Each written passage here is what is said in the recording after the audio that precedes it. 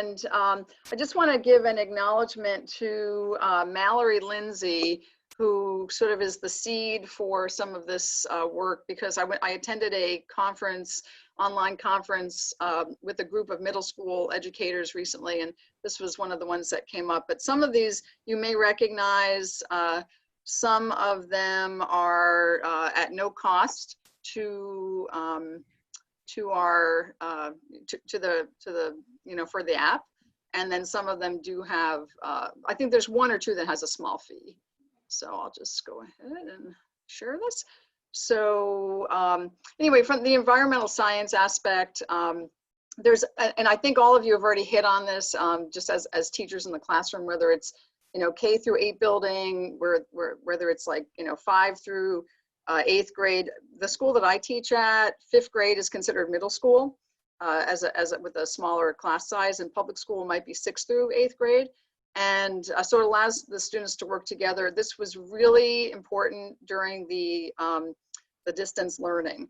I found that I relied on some of these tools prior to that, just observations and things like that. Allows teams to work together. They did some podcasts and things like that, and supports critical thinking. So I'm going to actually put my timer on, keep myself going, because I tend to get batting.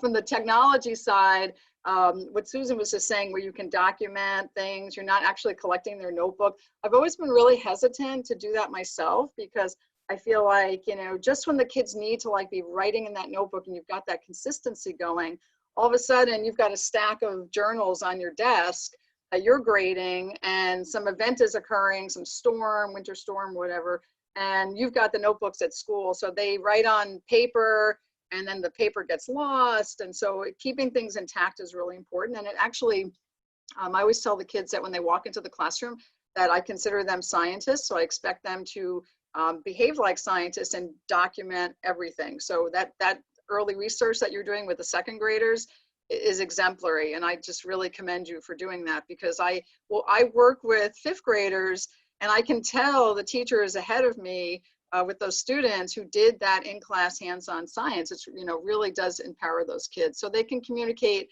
and we're all working on kids being excellent communicators. So if you're interested in Mallory's website, it's right here. I'm just gonna quick tap through some of these sites. So just so you can kind of get a look at them. You're probably familiar with the Audubon site. These are actually free sites. There's one called Merlin, and this is actually a really neat site, which lets you just actually locate birds. You can download information. A lot of this is citizen science based. Now hopefully I can close that out and not close out my, see, I was afraid of that. Let me think what I did here. There it is. Okay. There's Inaturalist, which is a really neat one. And this one actually ties very nicely into GLOBE observations, where you can record the observation, share the observation. You can initiate that conversation with students when they're working on the you know, whatever the app is. There's another one called Seek, and this is where you're looking at trying to identify something. A lot of times kids will say, oh, I saw this really cool spider outside. And you'll say like, well, what did it look like? And they're like, well, it was brown. Well, that narrows it down. So this gives the children, I always say to them, well, what do you think it is? And they may come up with 7 different names that are like, you know, these are, you know, insects in Africa, but that's okay. You know, they've got to figure out, okay, it looks like one that's here, and they kind of go from there. There's another one called Plant Snap, which is a great one. Tappity, your younger children might like this. It's a little bit more for differentiation, or if you have a younger audience, where you can see, just depending on what the topic is, and there's like little videos and little introductory assignments. So if you want to give a writing prompt and you want to give a little topic assignment, you can actually do that by giving that assignment, using that. There's the Insect ID bundle. This is at cost. You can get 3 apps for, I think it's like $8 or $9. I do not have this one downloaded because of the expense of it, but this is one that you can actually pretty well access at, which is very accurate. So the accuracy of these are very, very good.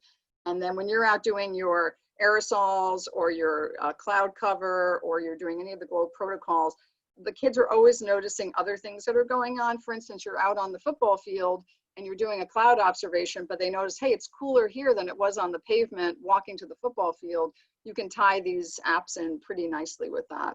Another one that I really like that is free, it's a shout out to West Virginia. So I know there was someone, I'm not sure if you're up in Morgantown or not, but this is West Virginia, Kakaban Institute is a river that feeds into the Potomac River, which is part of the Chesapeake Bay watershed. And they have an e-school. So if you're looking for, let's see if I can get into this now. Well, wait a minute. I think you have to go through here for some reason. Let me see, maybe they've changed up the links a little bit. You can get into these, this really awesome portal, which is all hand done, which has lots of information on watersheds. So if you're working on macroinvertebrates, you can go to the macroinvertebrates. There's just little links that you can go to. What happened in the creek, Decker's Creek is up near Morgantown. You can see what's going on there. You can see what the difference it would be if you were working out of an area that had a watershed that had a rain garden put in, and maybe if you're looking at putting a rain garden into your school campus, you can link into this. I would say even at the elementary, middle, and high school level, and there's also a teacher portal, any of these sites would be accessible to any grade level, depending on how much interaction, especially if you have a buddy program where you could work with a buddy program. So, and this is, again, more specific to the Chesapeake Bay watershed, but macroinvertebrates, of course, are everywhere.